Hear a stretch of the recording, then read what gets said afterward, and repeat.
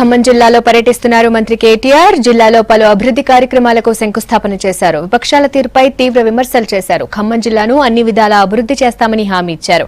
హైదరాబాద్ నుంచి హెలికాప్టర్లో వచ్చిన కేటీఆర్ కు స్థానిక నేతలు ఘన స్వాగతం పలికారు.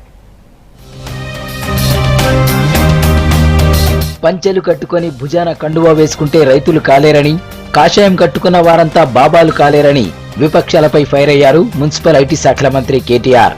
కాంగ్రెస్ నేతలు 65 ఏళ్లు పరిపాలన చేసి ఎక్కడి సమస్యలు అక్కడే వదిలేశారని, ఇప్పుడు 2.5 ఏళ్లలో టీఆర్ఎస్ ఏమీ చేయలేదని విమర్శించడం ఆశ్చర్యంగా ఉందన్నారు.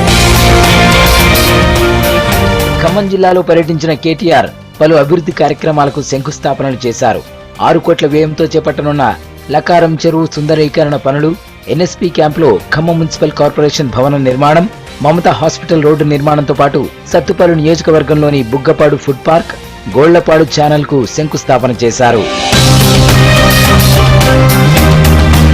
పాదయాత్రల పేరుతో కాంగ్రెస్ అనవసర రాజకీయాలు చేస్తోందన్నారు కేటీఆర్. పాదయాత్రల పేరిట కొత్త డ్రామాలు చేస్తున్నారని విమర్శించారు. ఎర్ర కండువాలు, పచ్చ కండువాలు ప్రజలను రెచ్చగొట్టే ప్రయత్నం చేస్తున్నాయని ఎద్దేవా చేశారు. తెలంగాణ ఉద్యమంలో సహకరించిన కాంగ్రెస్, కమ్యూనిస్ట్ పార్టీలు టీఆర్ఎస్ ప్రభుత్వం చేస్తున్న అభివృద్ధిని చూసి ఓర్వలేకపోతున్నాయని విమర్శించారు కేటీఆర్. పాదయాత్రల పేరిట కొత్త డ్రామాలకు తెరలేపారు. కానీ ప్రజలు పిచ్చివాళ్ళు కాదు. చింత దచ్చినా పులుపు సావలేదన్నట్టు మీకు సిగ్గు లేకపోవచ్చు, బుద్ధి రాకపోవచ్చు, కానీ ప్రజలు, ఖమ్మం జిల్లా ప్రజలు చాలా తెలివైన వాళ్ళు. ఒక ఆయనేమో ఎర్ర కండువాలు కప్పుకొని పాదయాత్ర చేస్తున్నాడు, ఇంకొక ఆయనేమో పచ్చ కండువాలు కప్పుకొని పాదయాత్ర చేస్తున్నాడు. ఎర్ర కండువాలు, పచ్చ కండువాలు, ప్రజలు మరిచిపోయిన కండువాలు, బూజు పట్టిన కండువాలు అవన్నీ దులుపుకొని ఈరోజు బయటకు వచ్చి మీరు పాదయాత్రలు చేసినా, మోకాళ్ళ మీద దేకుతూ ఈరోజు ఢిల్లీ దాకా పోయినా పట్టించుకునే పరిస్థితిలో ప్రజలు లేరు. ప్రజలందరికీ కూడా కేసీఆర్ గారి నాయకత్వం మీద అపారమైన విశ్వాసం ఉందన్న విషయాన్ని ఈ సందర్భంగా నేను మీకు గుర్తు చేస్తా ఉన్నా. ఖమ్మం జిల్లా అభివృద్ధికి ప్రభుత్వం కట్టుబడి ఉందన్నారు కేటీఆర్.